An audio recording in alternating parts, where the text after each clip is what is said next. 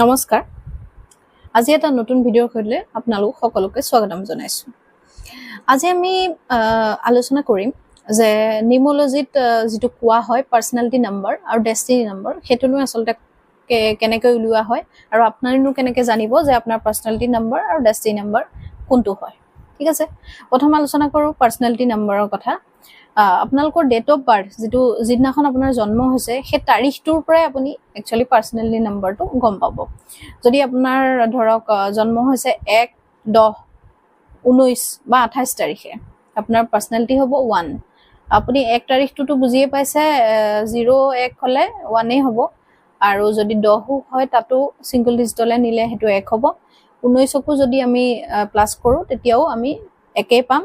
28কো যদি single digit আনো আমি একেই পাম। সো এই গুটেইকিটা সংখ্যা যি সকলৰ ডেট অফ বাৰ্থ এইকিটা সংখ্যাত আহিছে তেওঁলোকৰ পাৰ্সোনালিটি নাম্বাৰ 1। ঠিক তেনেদৰে আপোনালোকে নিজৰ ডেট অফ বাৰ্থটো চাই ল'ব আৰু তাক প্লাস কৰি পেলাই যিটোটা মানে ধৰক আপোনালোকৰ 22 আহিছে 2 + 2 + 2 4 হৈ যাব। সো আপোনালোকৰ পাৰ্সোনালিটি 4 হ'ব। ঠিক তেনেদৰে আপোনালোকৰ যদি 24 তাৰিখ হয় তেতিয়া হলে 2-4-6 তাৰ মানে আপোনালোকৰ পাৰ্সোনালিটি নাম্বাৰ 6 হ'ব। ঠিক আছে, আৰু মই আগৰ ভিডিঅ'ত কৈ থৈছো যে কোনটো নম্বৰে কোনটো গ্ৰহে ৰুল কৰে সেই কথাখিনি আপোনালোকে চাই ল'ব, তেতিয়া গম পাব যে আপোনালোকৰ তাৰিখটো কোনটো গ্ৰহে ৰুল কৰিছে। ঠিক আছে, এতিয়া কথাটো হ'ল কি আপোনালোকে গম পালে পাৰ্সোনালিটি নাম্বাৰ কি, কিন্তু পাৰ্সোনালিটি প্ৰতিটো পাৰ্সোনালিটিৰ মতে কিছুমান ট্ৰেইটস আছে, মানে কিছুমান ব্যক্তিত্ব আমাৰ কেনেকুৱা হ'ব সেই ব্যক্তিত্বটো গোটেই লাইফ লং থাকিব। প্ৰত্যেকটো সংখ্যাৰে কিছুমান গুণাগুণ থাকে তাৰমানে। সেই গুণাগুণখিনি যেনিবা মই এতিয়া নম্বৰ 1ৰ কথাই কওঁ।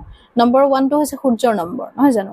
তাত ডেফিনেটলি কিং বা মানে ৰজাৰ দৰে থাকিব, তেওঁ বিচাৰিব ৰজাৰ দৰে থাকাটো ভাল পাব বা ফাদাৰলি এটা ফিগাৰ হ'ব, তেওঁৰ লিডাৰশিপ কোৱালিটিটো তেওঁৰ ভিতৰত এনি টাইম থাকিব, কাৰণ তেওঁ সূৰ্যৰ প্ৰভাৱত মানে জন্ম হোৱা ব্যক্তি। গতিকে ডেফিনেটলি তেওঁৰ লিডাৰশিপ কোৱালিটি থাকিব, ডিটাৰমিনেশ্যন থাকিব, কনফিডেন্স থাকিব, সেই সকলোবিলাক থাকিব।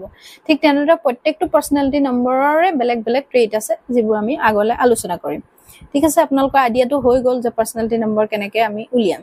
ঠিক আছে, এতিয়া আমি জানি লওঁ আহক ডেষ্টিনি নম্বৰ আপুনি কেনেকৈ উলিয়াব। আপোনালোকৰ যেটো গোটেই ডেট অফ বাৰ্থ মানে ধৰক 1 তাৰিখ যদি 1 জানুৱাৰী 1997 চন 1 জানুৱাৰী 19 এতিয়া 1 জানুৱাৰী 1997 যদি আপোনালোকে ডেষ্টিনি নম্বৰ উলিয়াবলৈ যায় তেতিয়াহলে আপোনালোকে গম পাব কেনেকৈ উলিয়াব। 1 + 1 + 1 + 9 + 9 + 7 গুটেইকিটা যেতিয়া আপুনি প্লাস কৰিব তেতিয়াহলে আপুনি পাব যে এটো 28 হৈ পেলাই তাৰ পৰা 1 হ'ব। অৰ্থাৎ ইউ সূৰ্যৰ দ্বাৰাই এটা মানে ৰুল কৰা এটা ডেষ্টিনি নাম্বাৰ। ঠিক আছে, সেই ডেষ্টিনি নাম্বাৰটোৰ পৰা আমি কি গম পাওঁ।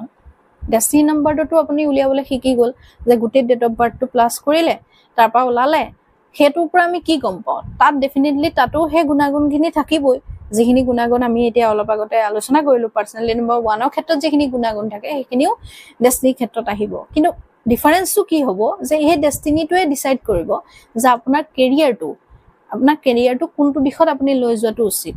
সেইকাৰণে কি হয় সৰুতে বা মানে ধৰক একেবাৰে সৰু অৱস্থাতে যদি এই নিউমোলজিষ্টৰ ওচৰত গৈ আপোনালোকে যদি সেই বিষয়ে আলোচনা কৰে যে তেওঁৰ পাৰ্সোনালিটি বা ডেষ্টিনিটো দেখুৱাই লসুগ্ৰিত তেওঁৰ হতুৱাই যদি অংকন কৰায় তেতিয়াহলে আপোনালোকে কমপ্লিট এটা আইডিয়া পাই যাব যে কোনফালেদি তেওঁৰ কেৰিয়াৰটো নিব লাগে। কিবা যদি সমস্যা আছে কেৰিয়াৰৰ ক্ষেত্ৰত ষ্টাডিজৰ ক্ষেত্ৰত তেতিয়াহলে সেইখিনি সমাধান কৰি যাতে কোনো বাধা নোপোৱাকৈ তেওঁলোকে জীৱনত আগবাঢ়ি যাব পাৰে, সেই কথাখিনিৰ কাৰণে সৰুতে সেইখিনি কনসাল্ট কৰাটো খুব বেছি জৰুৰী। গতিকে এই কথাটো মন কৰিব আৰু আগলৈও আমি এই বিষয়ে সবিশেষ পাতি থাকিম। আজিলৈ ইমানে, নমস্কাৰ।